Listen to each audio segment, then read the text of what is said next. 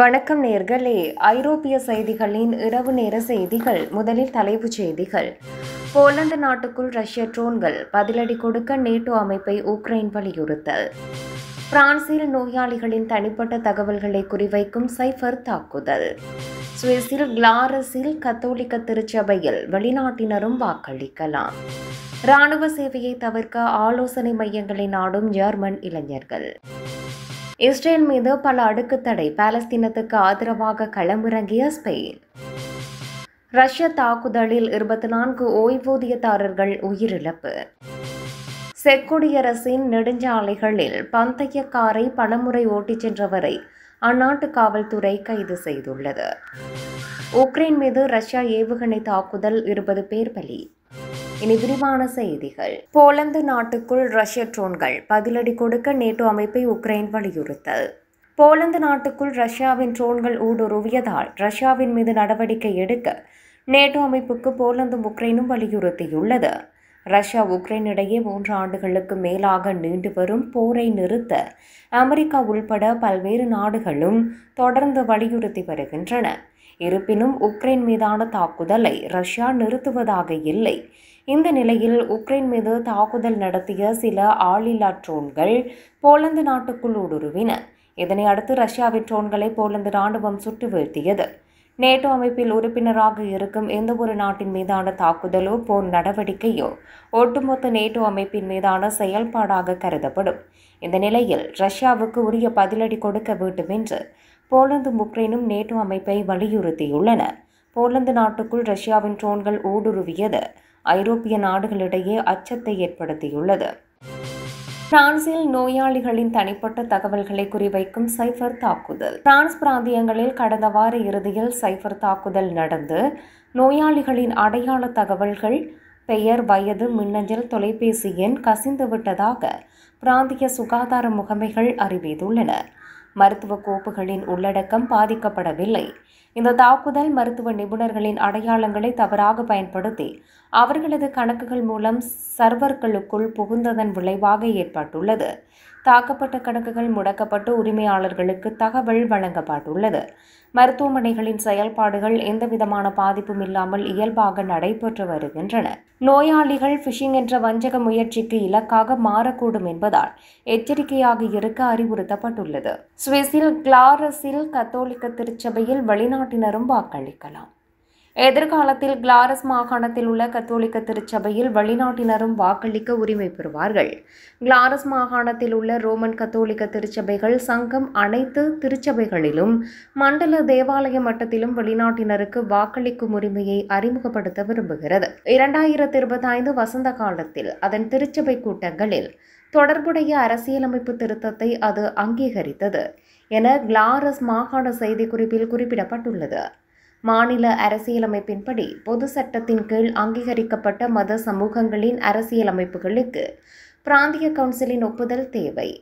வெளிநாட்டினருக்கு திருச்சபை வாக்களிக்கும் உரிமையை அறிமுகப்படுத்திய கடைசி பிராந்தியம் கிளாரஸ் மாகாணமாகும்.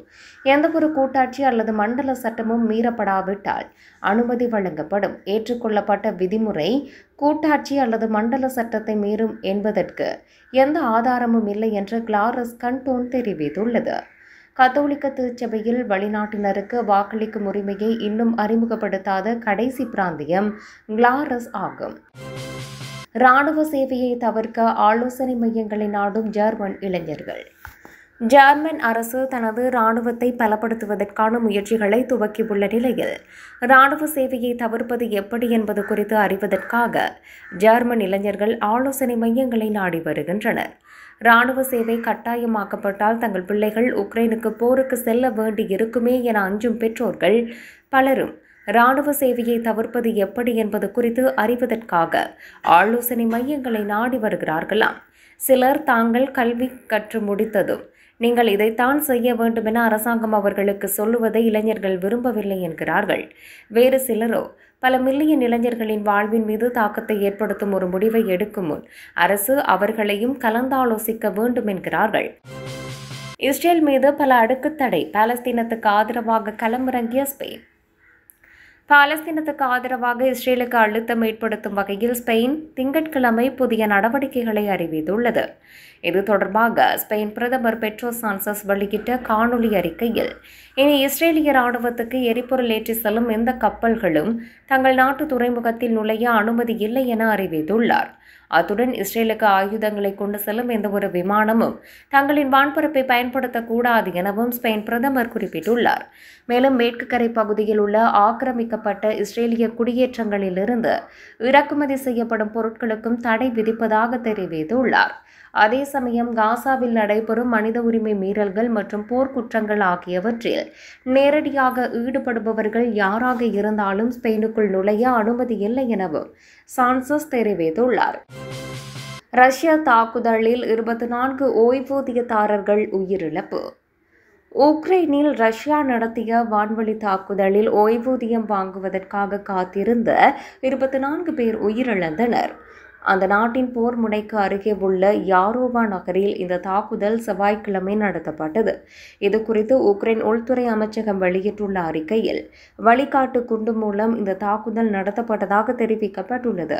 சம்பவ இடத்தில் எரிந்த மினிவேன் மற்றும் விளையாட்டு திடல் அருகே உடல்கள் சிதறி கிடந்த காணொலியை சமூக ஊடகத்தில் வெளியிட்டுள்ள உக்ரைன் அதிபர் வோலோடிமிர் செலன்ஸ்கி, ரஷ்யாவின் இந்த கொடூர தாக்குதல் மிகவும் கொடூரமானது.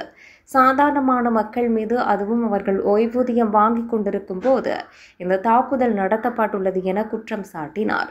உக்ரைனின் டொனஸ்க் பிராந்தியத்தை ரஷ்யா தனது பகுதியாக கருதுகிறது. அந்த பிராந்தியத்தில் கணிசமான பகுதிகளை ரஷ்யா கைப்பற்றியிருந்தாலும் இன்னும் பல பகுதிகள் உக்ரைன் கட்டுப்பாட்டிலேயே உள்ளன. அவற்றை கைப்பற்றுவதற்காக போர் எல்லையில் ரஷ்யா சுமார் 1,00,000 படையினரை குவித்து புதிய தாக்குதலுக்கு தயாராகியுள்ளதாக கூறப்படுகிறது. செக் குடியரசின் நெடுஞ்சாலைகளில் பந்தய காரை பலமுறை ஓட்டிச் சென்றவரை அந்நாட்டு காவல்துறை அதிகாரிகள் கைது செய்துள்ளனர். அந்த சிவப்பு நிற ஃபார்முலா 1 ரக கார் முதலில் 6 ஆண்டுகளுக்கு முன்பு சாலைகளில் காணப்பட்டது. பல முயற்சிகளுக்கு பின்பும் அதன் ஓட்டுநரை பிடிக்க முடியவில்லை என்றது செய்தி நிறுவனம். ஓட்டுநர் தலைக்கவசம் அணிந்திருந்ததால் அவரின் அடையாளத்தை நிர்ணயிக்க முடியவில்லை. நேற்று முன்தினம் பிராக் நகருக்கு அருகே பெட்ரோல் நிலையத்தில் பந்தய கார் காணப்பட்டதாக காவல்துறை தகவல் பெற்றது. காவல்துறை அதிகாரிகளும் ஹெலிகாப்டரும் உடனடியாக பணியமர்த்தப்பட்டனர். 15 நிமிடங்களுக்குள் ஓட்டுநர் பிடிபட்டதாக தெரிவித்தது. அந்த 51 வயது ஆடவரின் அடையாளம் வெளியிடப்படவில்லை. உக்ரைன் மீது ரஷ்யா ஏவுகணை தாக்குதல், 20 பேர் பலி. உக்ரைன் மீது ரஷ்யா 2022ஆம் ஆண்டு தொடங்கிய போர் 3 ஆண்டுகளுக்கு மேலாக தொடர்ந்து நடைபெற்று வருகிறது. இந்த போரை நிறுத்த அமெரிக்க ஜனாதிபதி ட்ரம்ப் இரு நாடுகளின் தலைவர்களையும் தனித்தனியே சந்தித்து பேசினார். ஆனால் பேச்சுவார்த்தையில் தீர்வு எட்டப்படவில்லை. எனவே உக்ரைன் மீதான தாக்குதலை ரஷ்யா மேலும் தீவிரப்படுத்தியது. அதன் ஒரு பகுதியாக உக்ரைனின் டொனஸ்க் பிராந்தியத்தில் உள்ள யாரோவா கிராமம் மீது ரஷ்யா ஏவுகணை தாக்குதல் நடத்தியது. இதில் 20க்கும் மேற்பட்ட அப்பாவி பொதுமக்கள் பலியாகினர். இதனை கொடூரமான தாக்குதல் என உக்ரைன் அதிபர் செலன்ஸ்கி கடுமையாக விமர்சித்தார்.